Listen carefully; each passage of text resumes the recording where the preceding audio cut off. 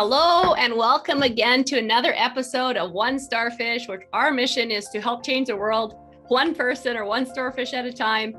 Make sure to rate, review, subscribe, share, all of those things. I'm excited for today. We get to interview Nancy Meek. She co-founded a Women's 360 group, a wine club in Scottsdale, which sounds really fun. I don't even drink, but it sounds fun. She's an author. She's been in the mortgage and investment and financial industry. We'll get into that a little bit more too, I'm sure. And our mission is to help educate people to become financially free and, become their best selves, which, we all want to do that. So really excited to have you on board here with us, Nancy. Thanks so much for spending the time with us. Well, thank you for having me. Awesome. So tell me a little bit, or tell us a little bit, I guess, about kind of what got you started into, you've been in the co-founding the groups, the mortgages, like 2 to 4 years. So it's not really a long time. You've done a lot, but what kind of got you into that? What shifted you into wanting to help people financially and in general? Tell us a little bit about that journey. Okay. Well, typically everything I've done career-wise, and I've had several, has been involved in either patient care or helping people in some way. I was in the dental field for many years. And I loved that part of it. I wasn't that in love with the teeth, but I did love the people part. So I've always kind of searched out a way that I can do that because it gives me great reward. And I like being able to help other people. And along the way, as you have experience in life, you start realizing that, in my case, my girlfriends were always super important to me. And a lot of them would come to me for counsel just by design. So I thought, well, maybe I could put together a group where we could all support each other and we could offer education and, and just make it not the crazy, rah, we hate men, just a supporting for women group. And so we kind of experimented. My partner and I started it a couple of years ago, and we did some events before COVID where we had speakers come in that were well-known, very motivating and inspirational. And then we would do fun things so we could all just get to know each other. And it started taking off like crazy, but then COVID kind of, made it a little quieter. So we're back at it now that things opened up, and we've got about 2,300 gals in the group. So it's been, really fun. We post in the group all the time and everyone shares their experiences and their challenges. And then as I am in the mortgage space, and I like to invest, I had a lot of women asking about that. So we decided to kind of have a branch of it where we can educate them on the financial things they need to know and what it takes to get started investing, because it's kind of scary when you start it. And a lot of them just felt more comfortable, I think, asking a woman. So we're putting some programs together for that. But, and then the wine club that was sort of on a lark to be fun and network and meet people. And everybody went crazy with that. So we do kind of monthly get-togethers where we have a happy hour or an actual wine tasting that's formal, and they just love it. So we've got about, a little over 2,000 people in that group. Wow. And, and we just post funny wine memes and talk about wines we like. And it's an interesting dynamic because when people get together, it's not a let's share our business cards deal. Right. They truly meet each other and laugh. And some of them have become friends and travel outside of the group. And so that's, yeah, it's been a lot of fun. I think I like connecting people and making sure that, they're all having a win-win, really. I'm going to come. I come to Arizona, so we're going to come to one of your wine club meetings. Like I said, I don't even drink, but it just sounds fun. So I love that. That's so cool that you're doing that. That kind of stuff. People that are successful in anything, I guess, in life, there's always like things that make them successful. So what are some of the things that you feel have made you successful by whatever standard of success, I guess people measure success, but have made you successful in the last couple of years to, like I said, it's not been that long really, to be able to transition? What are some of the like daily habits or things you focus on or mindset or whatever that really you feel has helped that? Well, if you're going to talk about mindset a little bit, I'm pretty, I'm pretty staunch on not giving up. So I'm kind of, tenacious that way. And I've always just had a really, really voracious appetite to try new things. And so my husband just laughs and rolls his eyes and he's like, oh, what are we doing now? Because I'll go get it. I was an esthetician for a while. I was an EMT for a while. So I just, I'm fascinated by all these things. So I have to go learn what they are. And relationships are a big piece of it because I am really a people person. So I generally have a really easy time connecting with people and talking to them, and they seem to trust me. So that's been a big part of it. And so the groups are just a natural extension of that, so that we can put people together and make them feel comfortable, establish relationships, and then they, can help each other and we can help them. So that's, yeah, the mindset of never giving up.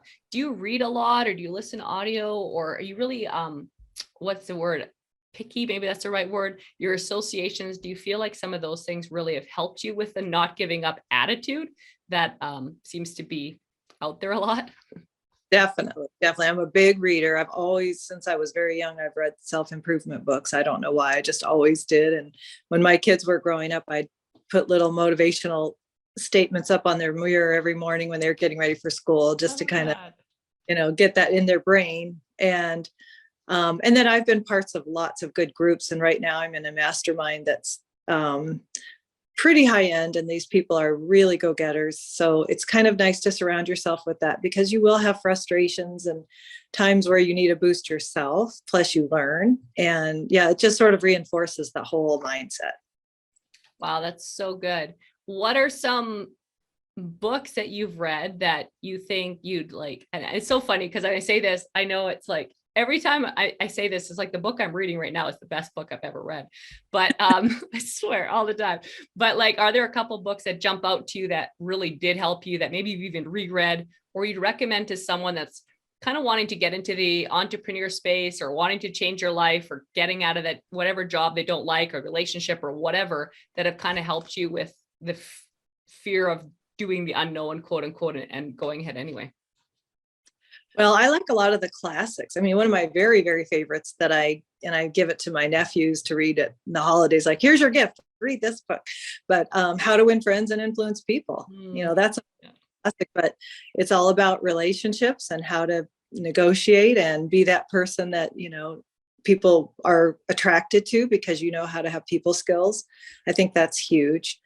And gosh, then I've read, of course, along the way, the Robert Kiyosaki books, and, pretty much everybody you've ever heard of that's written a motivational book, I've at least, read one or two of theirs. And then this group I'm in now, a lot of us are authors. So we're all reading each other's books. And it's interesting because they're all in different fields and they talk about how they got there and their mindset.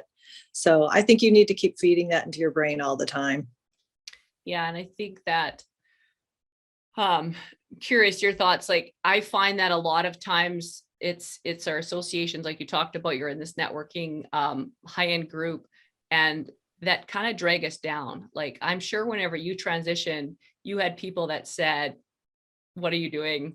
Why are you doing that? All of that stuff.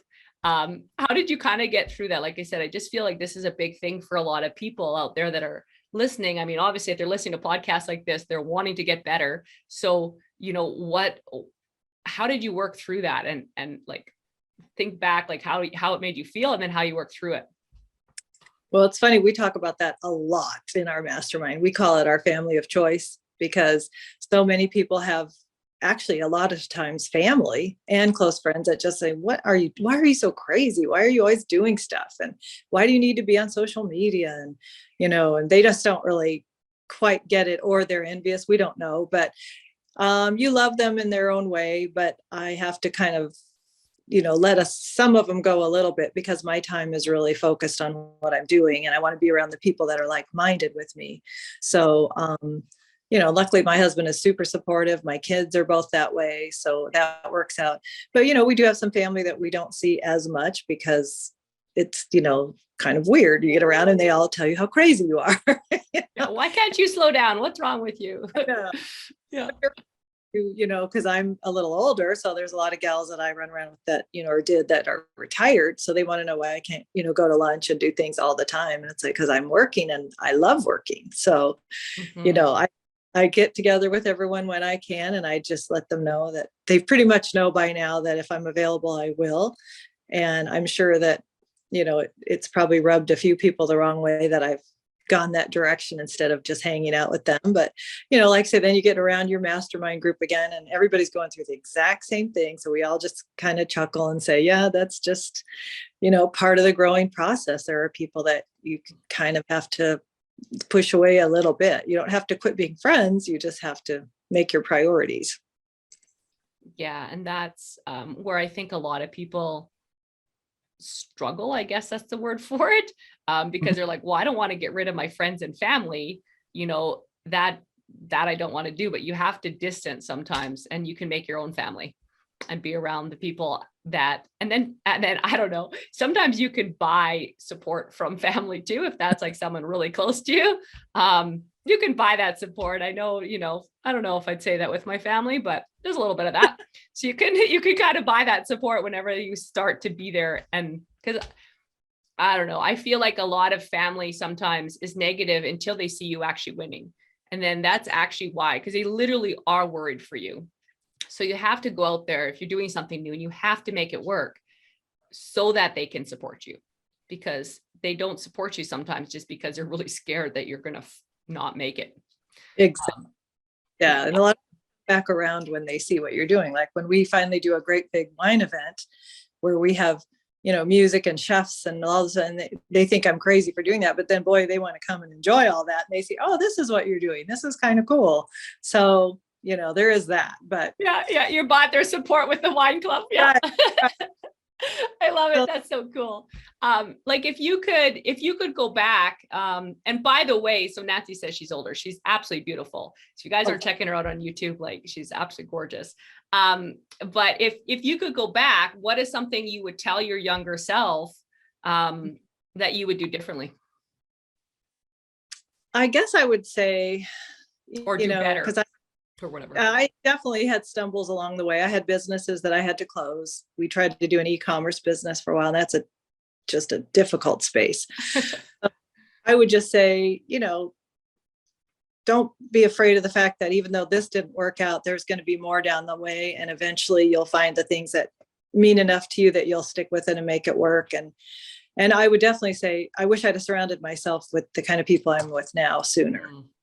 Get a mentor, get a coach, get around people that are at least at your level or above, because it will always push you. And I think, you always regret that you didn't do something sooner, and I could have had all that time to build what I'm building now. But I also would say it's never too late, because I have lots of folks that talk about, oh, well, why would I start now? Like, what else are you going to do? You're still alive. If you want to do it. Well, who was it that like wrote a book or started something in their like 80s, or there's like a whole bunch of people like that have like really like went back to university in like their 70s. Like, man, there is no age on anything. Like you can decide how old you are. I guess like that has nothing to do with anything. I think those he like built his whole empire in his 80s or something. Yeah. It's like crazy when most people are like, no, they're like out there building like a whole empire, which is really cool, because age is just a number, really. It's how you feel, and the more you do, I think the better you feel. So and the interaction with other people and having some purpose, I just think those are huge things to not just give up and sit back. That would never suit me. What are some ways, and I love you've talked about a few times the associations.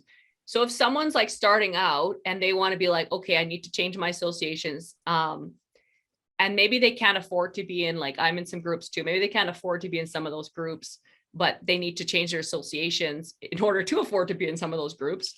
What are some ideas that you would give someone, like say they wanted to connect with someone like you or whatever, like someone that's successful, how would they start to build that relationship? Well, surprisingly, you can do a lot with social media. I mean, I'm on LinkedIn, and probably 80% of my wine club came from there. So you find people that are leaders and coaches and things that you resonate with, and have things that they're doing what you want to do. And you can just start reaching out to them and say, I'm following you. I love what you're doing. I'm trying to go down a similar path. Can you give me any kind of advice of how to get started? Because most of us, well, I shouldn't just say me, but I mean, people, bigger than I am, generally when you reach out to them and you're genuine and you're wanting help, I mean, most everybody is really basically a giving person and they want to help somebody because they probably had help along the way and they know that's really valuable. So I would say, not in a weird spammy way, but if you can just connect with the ones that resonate with you and say, boy, I'm not trying to sell you anything. I'm not trying, I understand that you're busy, but I really value No Bitcoin here.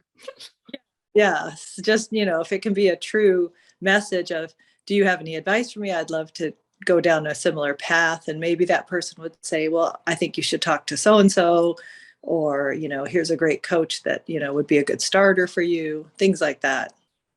Yeah, I think that's such good advice. And just reaching out, and even in my personal experience on that, sometimes when you reach out, maybe they don't reply if they're really busy people or who knows.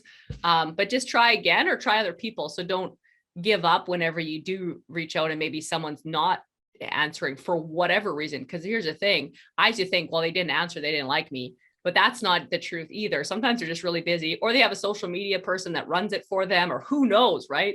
And not to read into that either. Just keep reaching out to people and you will find the people that will connect with you. And like Nancy said, people that are successful, if they've got the time, they normally like to give advice back and give that options back, I guess. So where do you see this going? What's your 5-year, 10-year vision with everything, Nancy?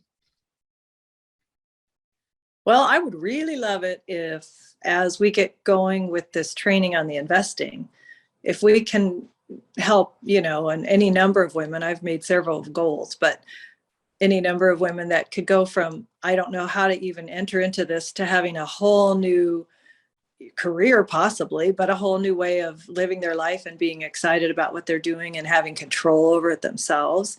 If we could take them from where they are now to that by giving them the right support and training and saying, you can do this. We've all started with zero. That would be very rewarding. I would love to be able to say that I was able to help someone do that. And then with the wine club, even, it's just a matter of connecting people. And I love that because they'll always say, oh, we had so much fun. We met 2 new people and they were great. Thank you for hosting this. And I don't make money on that deal. It's just purely, a way of connecting people. And it's a good feeling. It's just like when you host any kind of party and somebody says, oh, that was a great party. It's just a good feeling that you were able to give that to people. So that's really all I look to do, is just more and bigger of the same. That's cool. I love that. So cool. And it gives me ideas. I'm like, how can I do this? So I love that. I love doing the podcast because of that. I learned so much from all my guests that we have. So it's pretty neat. What is, and we'll wrap up soon here. What is one, I have a few questions. I always end it with 3 final questions, but before that, what are some final things that you would give to someone? Like I said, a lot of the people that are probably listening are getting into this space, or, into the entrepreneur space, or they just were willing to change their life. Obviously they're in a change your life phase, or they wouldn't be listening to podcasts at all. Because that's what I like listening to podcasts, is seeing what I can grow and where I can, become better. What is something that you would kind of leave as a final thought? And then we'll go into some final questions too. Okay.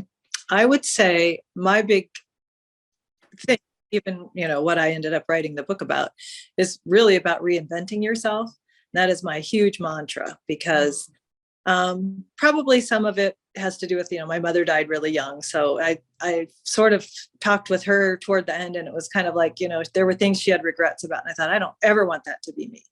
So I always tell people, and in the book, the reason I did it is I collected a lot of stories from people that had changed their lives and pivoted. And it could have been everything from, they were getting divorced, they were sick, they lost a spouse, they just had a vision of doing something philanthropic and they really wanted to pour their passion into that.